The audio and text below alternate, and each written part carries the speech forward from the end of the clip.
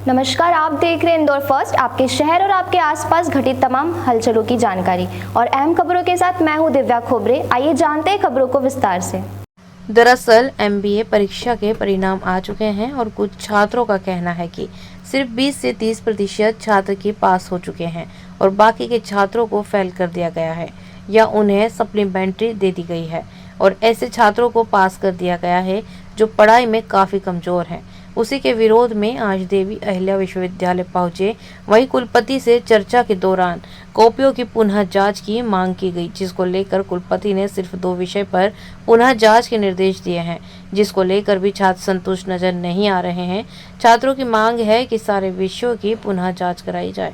आज हम यहाँ पर आए हैं, किस तरीके का प्रदर्शन है और क्यों है? मैडम 14 अगस्त को हमारा MBA फर्स्ट सेम का रिजल्ट घोषित किया गया था, जो कि पहले से ही 3 महीने लेट आया है। उसमें मात्र 22% बच्चों को पास किया गया है एवं लगभग 70% बच्चों को 80 दी गई है। ये बिल्कुल अन्याय है और स्पेशली अकाउंट्स, QT और BE सब्जेक्ट को फोकस करके जिस बच्चे के अदर सब्जेक्ट में 80 मार्क्स के अभाव है, उन बच्चों को भी 80 दी गई है और जो बच्चे पढ़ने में बिल्कुल भी ठीक नहीं है उन लोगों को पास किया गया है। ये बिल्कुल DAV की लापरवाही बताती है।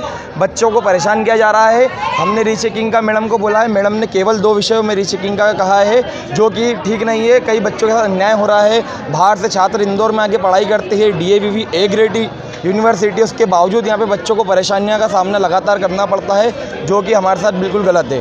आगे क्या योजना रहेगी, क्योंकि विश्वविद्यालय मैडम का ऐसा कहना है, कुलपति मैडम का ऐसा कहना है कि 1 हफ्ते में हम रीचेकिंग का रिजल्ट फिर से घोषित करेंगे, किंतु मैडम केवल 2 सब्जेक्ट का बोल रही है कि 2 सब्जेक्ट में ही रीचेकिंग हो पाएगी। हमारी मांग है कि सभी सब्जेक्ट में रीचेकिंग करवाई जाए। आपका नाम?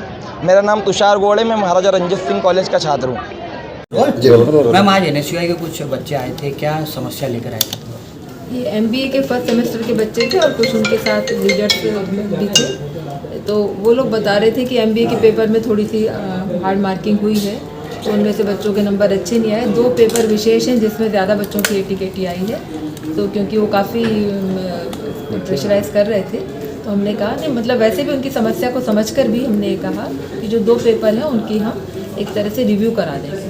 पूरी कॉपी ही हम एक बार को, अगर जो भी चेंज आए तो पूरी कॉपी दोबारा जांच लेंगे, लेकिन उन्हीं 2 पेपर्स की। मैम, एक समय ऐसा भी आया है जब ये बच्चे जो हैं वो अपनी मांगों को छोड़ के केवल अराजकता के उस पर चल रहे थे, नारेबाजी करने लगे थे, सोफे पे खड़े हुए सोफा फाड़ दो। सोफा भी फाड़ दिया। वो किया है, तो बच्चे जब मॉब में ऐसा होता है, लेकिन ये गलत बात है, ऐसे नहीं करना चाहिए। और बीच में हमने कहा भी, बीच में तो हमने कहा हमेशा ऐसा हुआ नहीं कि जब भी इस तरह की शिकायत आई हो हमने उस पर एक्शन ना लिया हो, हमेशा ही लिया है। पर वो कहने लगे कि नहीं, आप इंक्वायरी मतलब कभी बनती नहीं, वो किसी और रेफरेंस में कह रहे थे। तो हमने कहा उसकी राजनीति की बात अभी मत करो, अभी हम सिर्फ बच्चों की पढ़ाई की बात कर रहे हैं, और अगर जो उनकी जेन्युइन प्रॉब्लम है तो उसको हम दोबारा देख लेंगे। और अगर एक और जो तीसरे पेपर की बात थी, उसमें भी हम सैम्पलिंग के आधार पर चेक करवा लेंगे कि वो सही है कि नहीं। कुल कितने विषय थे, कौन कौन से पेपर थे? ये MBA के पेपर्स थे और एक पेपर का कह रहे थे आउट ऑफ कोर्स है, तो उस पर भी हम लोग कमेटी के साथ बैठ के निर्णय ले लेंगे और 2 पेपर की हम चेकिंग उसमें दोबारा करेंगे। मैम, सुगनी देवी क्या कहेंगे इस बारे में? ये हम लोगों ने थोड़ा सा ठीक से चल नहीं पा रहा था और बहुत पहले अपने ट्रस्ट का था, फिर बाद में हमारी यूनिवर्सिटी का मैनेजमेंट हो गया था और उसके बाद अब फिर हम लोगों ने उसमें निश्चय किया है कि हम लोग उसको सरकार को ही समर्पण कर दें। तो क्योंकि वहाँ पर जितने भी जो बच्चे हैं थोड़े गरीब वर्ग से आते हैं, तो उनको अगर सरकारी कॉलेज होगा तो फीस वगैरह बहुत कम देनी पड़ेगी। मैम, इसको लेकर रमेश बिंदुल आए थे प्रस्ताव लेकर? हाँ जी, ये उनका ये प्रस्ताव था कि या तो आप इसको बहुत अच्छी तरह चलाइए या नहीं तो फिर सरकार को दे दीजिए।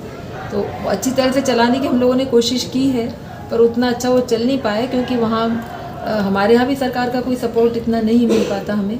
ग्रांट्स हमारे खर्चे की तुलना में ग्रांट्स बहुत कम मिलती हैं, तो इतनी ज़्यादा सब्सिडी हम लोग भी नहीं दे पा रहे थे, इसलिए हम लोगों ने सोचा कि सरकार को सरेंडर। अब किस तरह का प्रस्ताव दिया जाएगा DAV की तरफ से? अभी हम लोगों ने कहा है कि सरकार इसका अधिग्रहण कर ले तो बच्चों को भी फ़ायदा होगा और जो वहाँ के टीचर्स हैं उनको भी फ़ायदा। मैम, ऐसा भी कहा जा रहा है कि DAV भी इसमें असफल नज़र आ रही है।